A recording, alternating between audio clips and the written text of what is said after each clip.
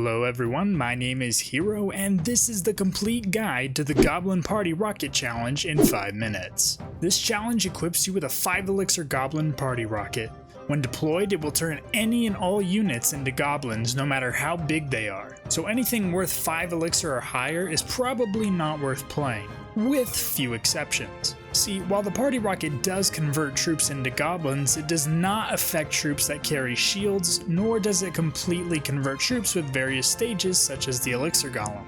That being said, the deck archetypes that are going to do best in this challenge are quick and cheap bait decks. One of the best cards for this challenge is going to be recruits. Recruits are already one of the most annoying cards in the game due to their split lane potential and counter capabilities. But in this challenge, they're also invulnerable to the rocket so long as they still have their shields. The big hitters that would normally counter them will now get completely mopped by your party rocket, since it not only covers a huge area but also doesn't affect crown towers, so you won't have to worry about activating the king with it. However, it's important to note that it still does affect deployable buildings, but buildings don't spawn goblins. Now that we know the basics, let's get into the decks.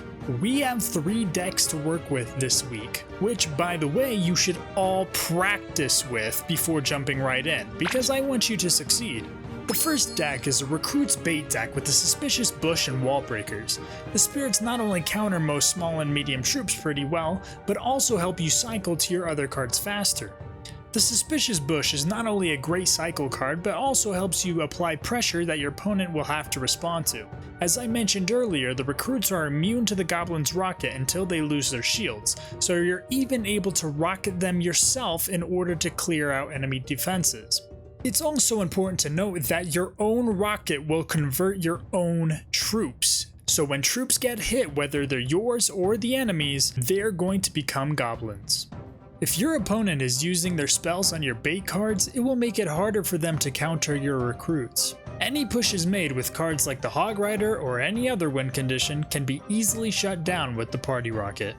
The second recruits deck includes the Firecracker and Evolved Goblin Barrel to build dual lane pressure and get chip damage from the bridge.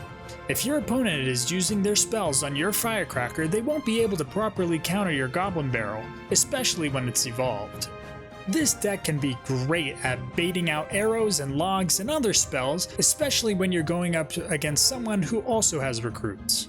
Remember, when playing Recruits deck, you always want to make sure you're playing your recruits second so that you can counter them on your side of the arena.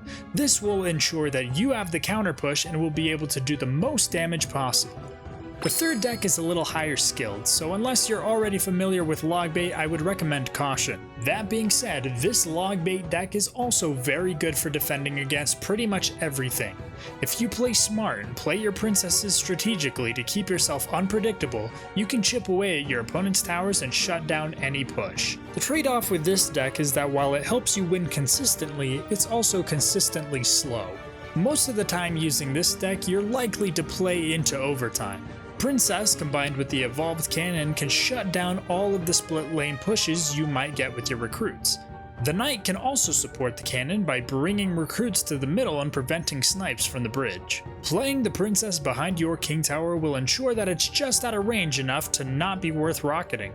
Meanwhile, your goblin gang and goblin barrel will bait out their spells. If your opponent is playing bait, you may not even need your rocket at all. Having excellent timing and good placements will make sure you come out on top regardless of which of these 3 decks you've played. As always, good luck in the challenge. If you were able to win using any of these decks, let me know which one it was and leave a like. If not, or if you want to try other decks, I will put links to other creators' videos in the description as they become available. If you want easy 5-minute guides for all Clash Royale challenges, make sure to subscribe, and I will catch you all next week. Peace.